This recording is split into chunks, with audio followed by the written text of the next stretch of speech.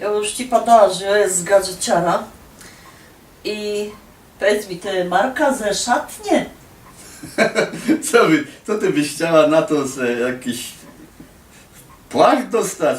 Nie, to jest marka, ale marka od grubiorza.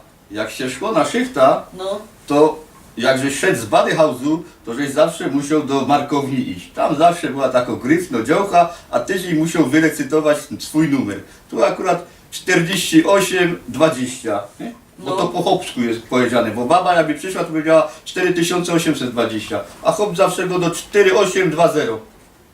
Nie? I wtedy ta baba, ta lipsta mu dawała tą markę i ta marka trzeba było wziąć do kapsy i z nią No. zjechać. A po szychcie oddać. Bo jakbyś nie oddała, to zaraz te zaczynają sztygary szukać. Jak sztygary to jeszcze dobrze, ale gorzej jak ci przyślą ratowników do chałupy.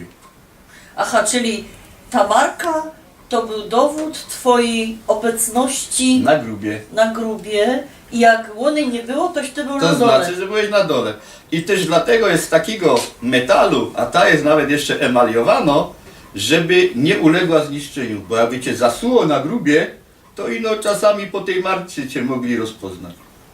Jakie ty mi okropne rzeczy gadasz. No bo na grubie czasami jest wesoło, a czasami okropnie. Ale dlatego też święto Barburka się nami opiekuje. No właśnie. I następny odcinek to będzie o Barburce. Ja już o świętej Barbarze go dała, ale ja się ciebie wypytam wszystko o Barburce.